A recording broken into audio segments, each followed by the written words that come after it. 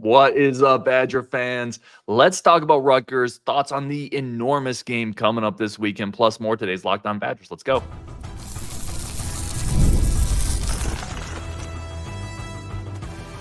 You are Locked On Badgers, your daily podcast on the Wisconsin Badgers. Part of the Locked On Podcast Network, your team every day. What is going on, Badger fans? Welcome to Locked On Badgers, your team every single day, part of the Locked On Podcast Network. I'm your host, Ryan Herrings. That handsome-looking man over there is Justin. Now, Buck Report obviously comes over here all the time as well. Today's episode is brought to you by FanDuel. Place your first $5 bet. You get $200 in bonus bets guaranteed. Visit FanDuel.com to get started. Justin, man, we got a big game coming up this weekend. We're shifting a little bit from that Purdue-Shellacken to Rutgers, going to Piscataway, the birthplace of college football, as it's known. Thoughts on this game? I feel like you are more optimistic on this than a lot of Badger fans are.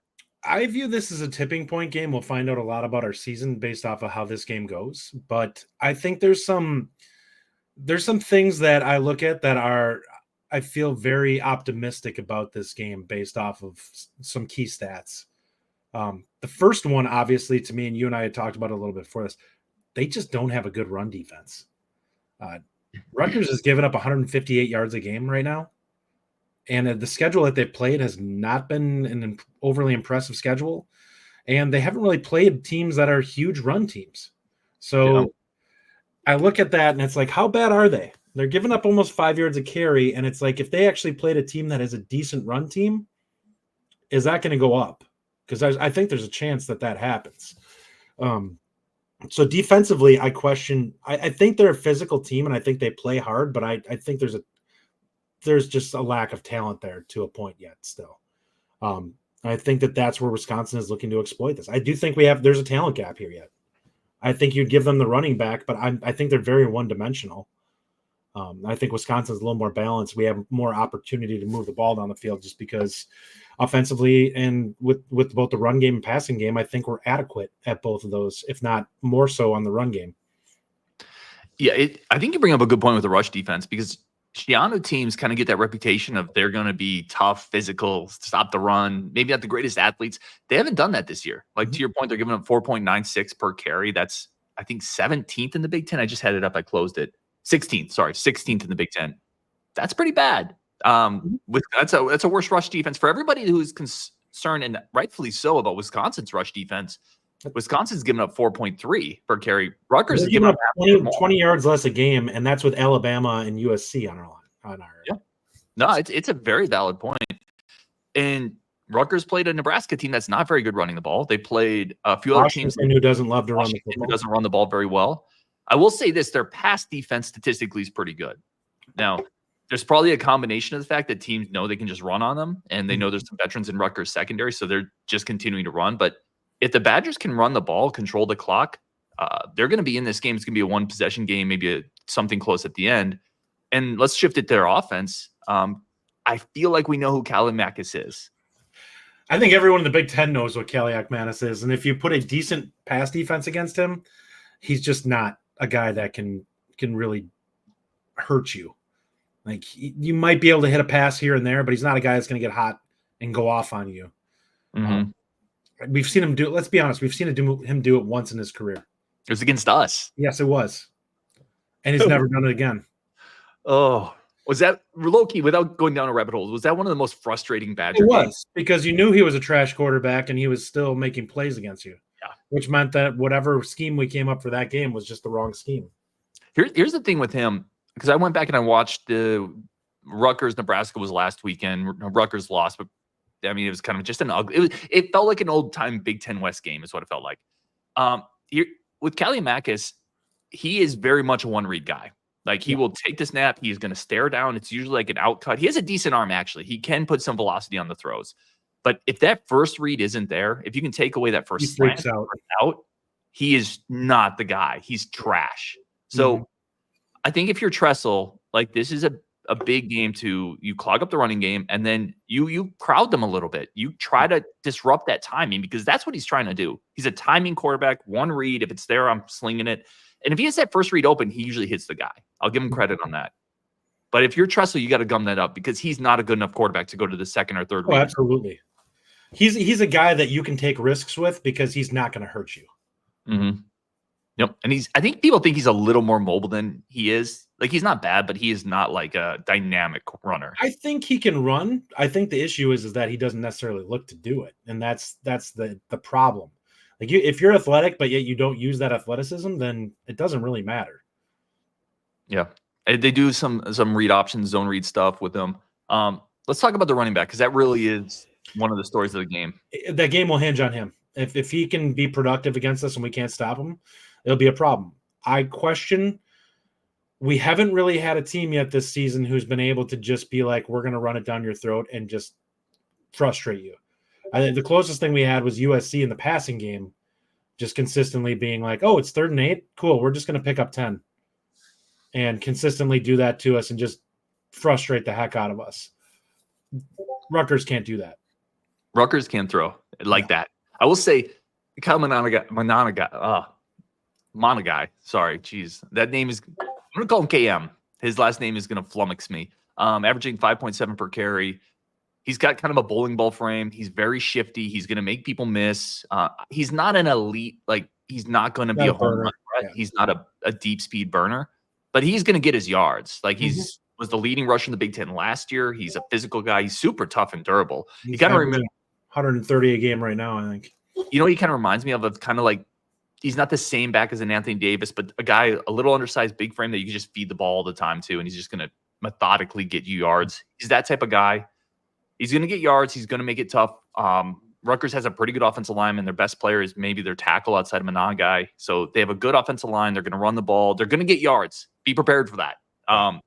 But if you play a little bend but don't break, it gets harder to rush when you get into the red zone because the boxes are tighter. There's more people up.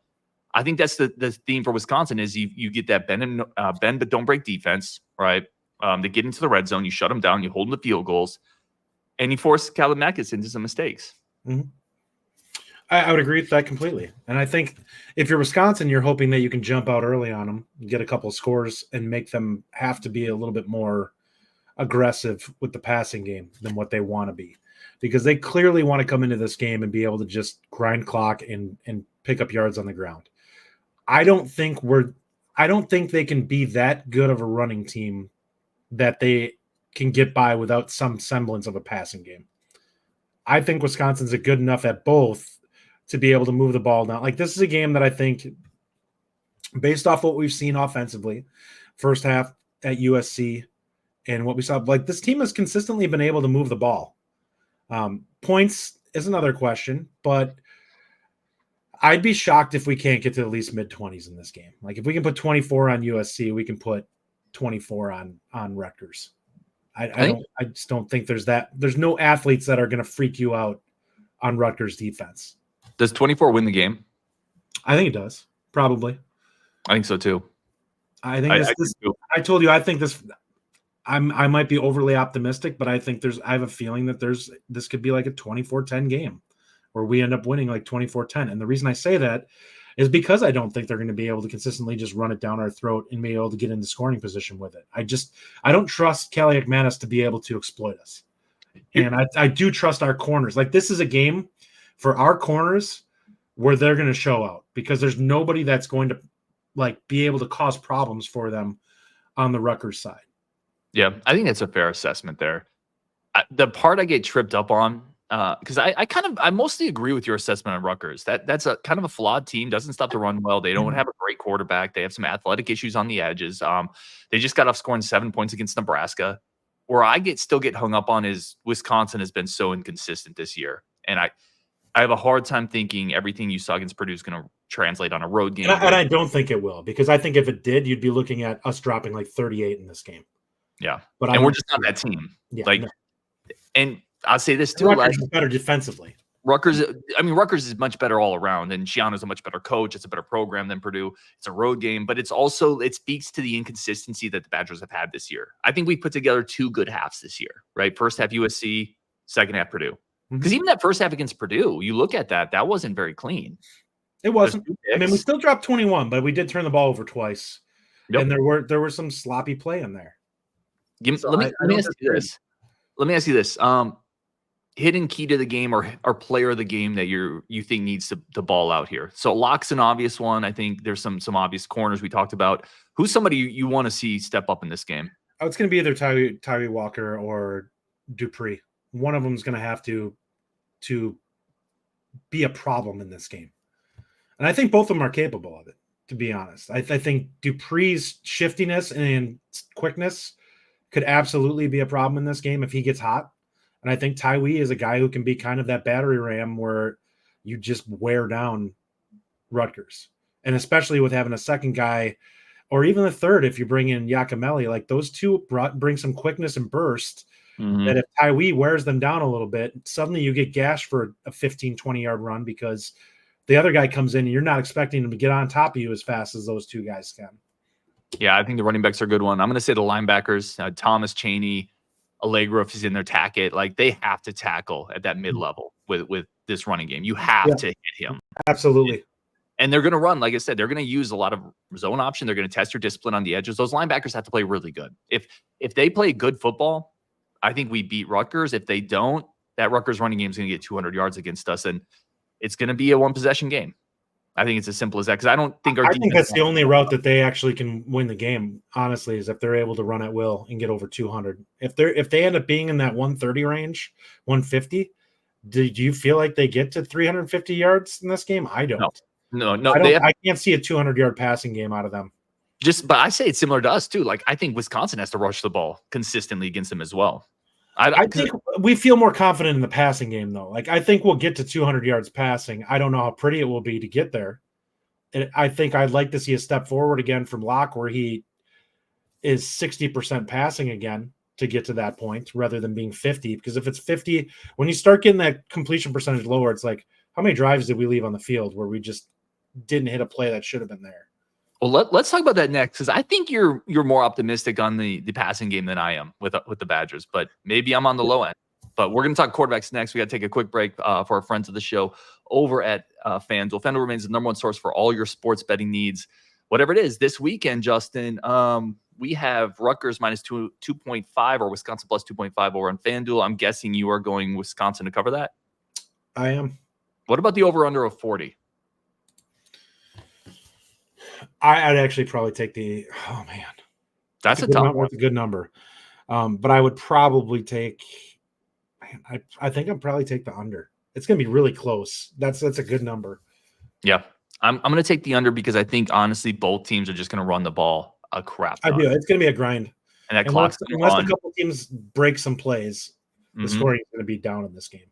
Yep, I think it's going to be a 20-13 type game. Honestly, I think it's a one possession game. It's like 2013, 2017, and something like that. I think the under hits, and I think Wisconsin's going to win. I'm with you there. I'm not quite as confident, but I am with you there. All that action over at FanDuel.com, the official sportsbook of the Locked On Podcast Network. Bet $5, get $200 in bonus bets guaranteed over at FanDuel.com. All right, let's talk quarterbacks, Justin, because I'm kind of intrigued at how confident it seems like you are in the passing game, given that Locke up to that second half.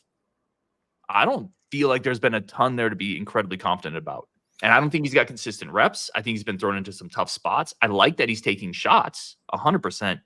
But that Purdue defense is also completely trash. We both know that. You'll get no disagreement from me there at all. But you look at the fact that so far this year, you're looking at Locke.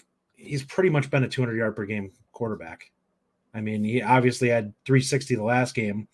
And he was a little bit depressed in the game against Alabama. I take nothing from that game. Like, that game doesn't matter.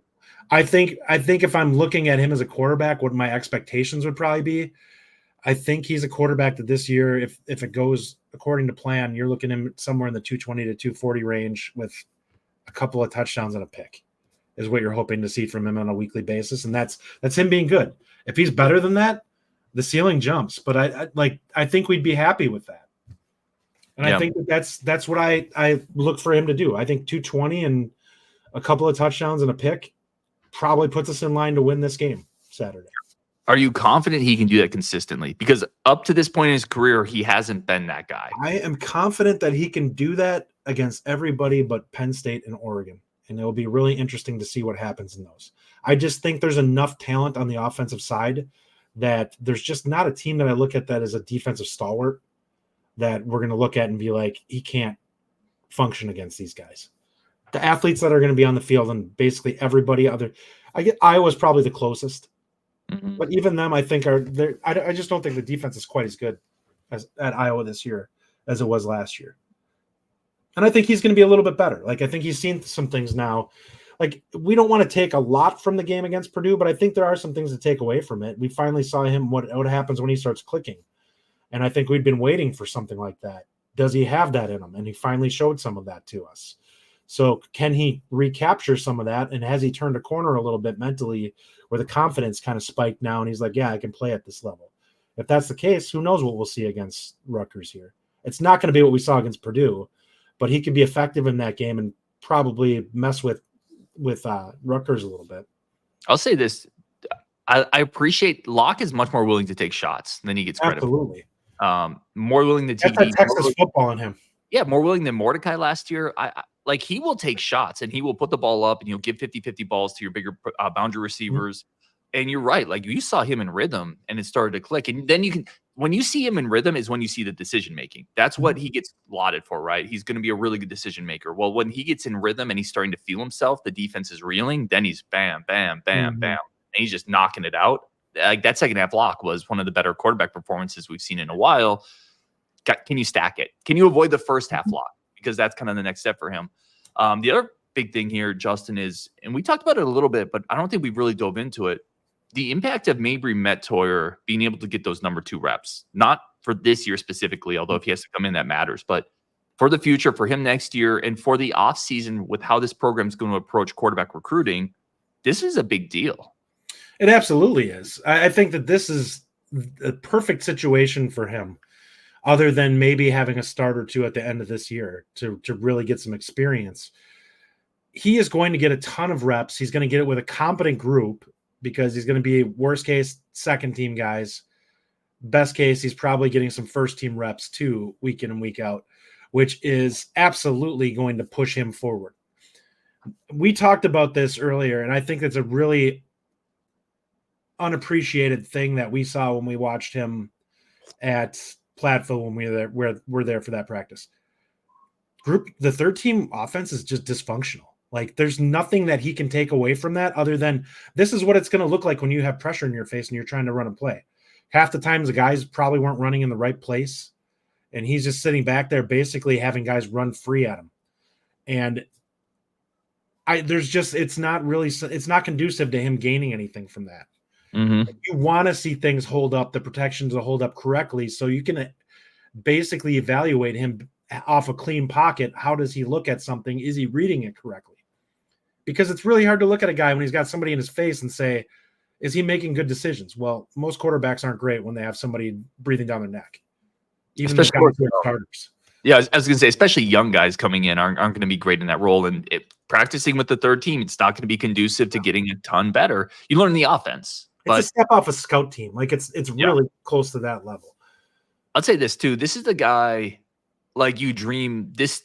I shouldn't say like the physical skill set though, right? When we talk about Braedyn Locke, it always comes back to, yes, he can do this. He can read this. The intangibles are here when he's in a rhythm, looks great. There's still a physical cap on him to some degree. Mabry's physical cap is higher. It just is what it is. And these reps here springboard potentially into next year. And then I'm going to put you on a spot here. Let's say Locke does what you had hoped. Okay. 220 yards a game, roughly 2 touchdowns, 1 pick. I would call it solid above average quarterback play. How does this team approach the offseason? Do they go for another transfer quarterback? Tyler Van Dyke is out there. It's been rumored that he would be a guy that would be interested in coming back for a lot of reasons. You have Mabry Mettoyer. Let's see, he continues to progress. This is not a deep quarterback room. I think it's interesting. To me, it really comes down to what's out there. Like you have to look, somebody has to be a definitive upgrade because at this point, Locke is comfortable in your offense and you maybe feel like you can squeeze something out of him yet that he, even if he doesn't do it yet this year, people need to remember this is like game 5 for him. This next one's gonna be like game 6, his 6th start. There's a long way to go. Like normally you see a guy who starts for his first year and like you're hoping by the end of the season, it's all coming together and he's clicking. Well, we finally had a big game from him. guys first year starting, you don't normally get a game where they throw for 360 and 3 touchdowns. So I'm not saying take too much away from that, but you have to take something away from it. Like this, he's shown that he's capable of that. Now, I don't know what to expect going into this next year, and I think a lot of it depends on how ready you think Mabry actually is. I think there's a chance that he pushes. I think he's going to have to keep progressing, and he's going to have to keep progressing quickly. But I think that there's, with his attributes, if he can learn the offense, it's just he's got a big arm. He moves pretty well. And if he can start making good decisions, you feel good about his ability to put the ball on guys. Because I don't take anything away from spring or fall camp, because him not necessarily having a lot of RPMs or whatever when you watch him, or not making good decisions, he barely knows what he's supposed to be doing at that point. Like, you don't expect a true freshman to come in. I would be looking at it differently if he was taking first-team reps like Raiola was in spring and fall. Like, if he still doesn't look right at that point, then yeah, you have to look at it. I think he would be pretty competent right now if you were looking at him as a guy who was taking starter reps the whole time. Like, he'd be functional. I don't think you'd feel good about taking risks with him, but you'd probably lean heavily on the run game and have him try to find some easy throws for him a lot of the time in games. Yeah, I want to hit your Locke point, which I think is really a good one. And I mentioned this. This was in the Discord. I forget who said this, but they were talking about how young Locke is too, and how expectations have gotten so out of hand at times. I think it's a function of the portal era we live in, right? Like, people are already Jamal Howard. What a bust. I'm like, he's a redshirt freshman though. Like, he shouldn't be expected or needed to play right now. And I think we do that with quarterbacks. Braedyn Locke has only had 5 or 6 games, and one of those is Iowa that he went into in the middle of. One of those is Bama. He's had a terrible schedule. One of those is Ohio State. And he's had those games in the middle of seasons where he hasn't been preparing that entire time as the number one. So I think that's all incredibly fair. And we need to ride out with this and see what he's like. And at the end of the year, you make a decision. And maybe there's more here than we're giving him credit for. Even maybe he couldn't be that guy who gets up to 250 or 260 a game and 3 touchdowns. And there's your answer. If that's the case, you're not getting a portal guy in the offseason because you have your dude. And then Mabry comes in behind him. And then now you're starting to build that pipeline of homegrown people. That's best case. Yeah, I would agree with that. All right, let's take one quick break. Come back. I'm going to ask Justin who the first round picks are on this roster, and I'm going to keep receipts. That's coming up next on Locked On Badgers. But first, a quick break. First, a quick break for our friend of the show. Listen, JB on the Discord keeps all the receipts for us. He hasn't attacked me a great deal yet, so I'm just going to stay quiet. No, he's a great dude, man. I love JB, but he definitely pulls up some receipts on my takes. If you need to go get tickets, speaking of receipts, if you need tickets, you're going to get an electronic receipt. Go over to Game Time. Game Time is the number one spot for everything you want to do for ticketing purposes, entertainment. Justin, I was saying the other day, you're never going to be on your deathbed and be like, man, I did too much crap in my life. Doggone it. Do more crap in your life. I did too much living. Oh, no. I went to all those concerts and games. Doggone it. No, like, go live your life. Go to Game Time. Find tickets. That's your gateway to doing more stuff. Invite your friends, bring Justin, bring me. We'll all get together. We'll go do something fun. Get the tickets with the best deals over at Game Time. Snag the tickets without the stress at Game Time. Download the app, create an account, use code Locked On, and you're going to get $20 off. I've done this, and I gave this code to my buddy who used this code to get Orioles tickets. Terms to apply. Again, create an account, redeem code Locked On College for $20 off. All right, let's get into this. Couple comments I want to throw up for Justin. First one is this. This is from Andrew. Said, I'm not sure we'll ever have a first round. He said ever, but I'm going to keep it more on this roster. I'm not sure we will have a first round pick outside of O-lineman for a while. Xavier Lucas is going to be a stud, but not sure his ceiling is first round. Any first round guys do you think on this roster outside of potentially offensive linemen? Lucas's ceiling absolutely is first round. Like, you don't get 6'2" corners that can run a 4.3 and have his size. Like, he's going to fill out too a little bit.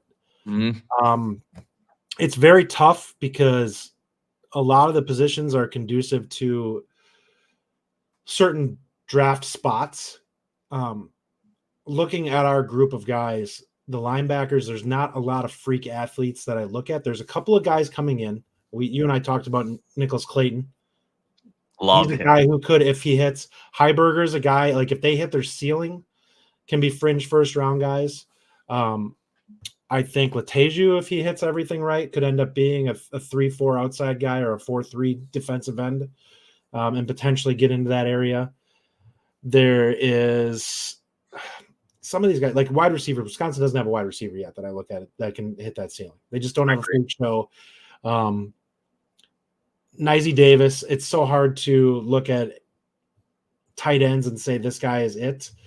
The only guy who I potentially would have said that with is if they got Marshall Pritchett. Yeah. And he's getting potentially swiped by Bama now. That So guy's tells so you good. how right we were about what he was. That guy's so good.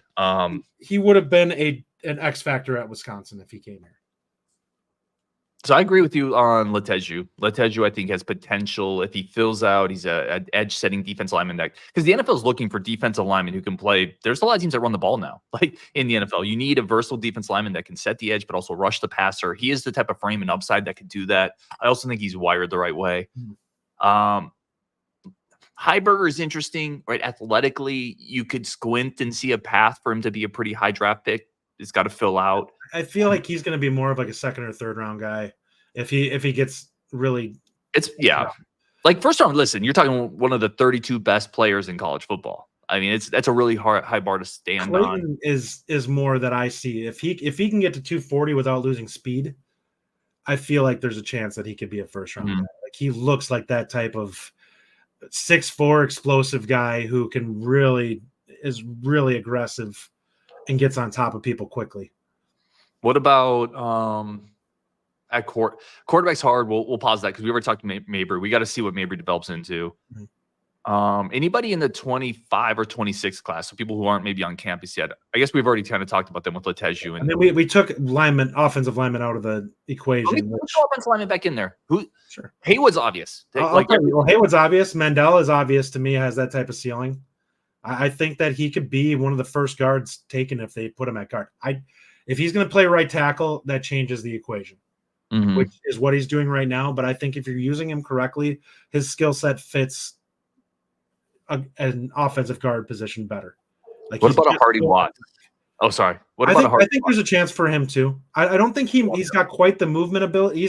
He's not as raw as what Mandel is. But I would take Mandel's athleticism over his. But I think that Hardy Watts has a very high ceiling.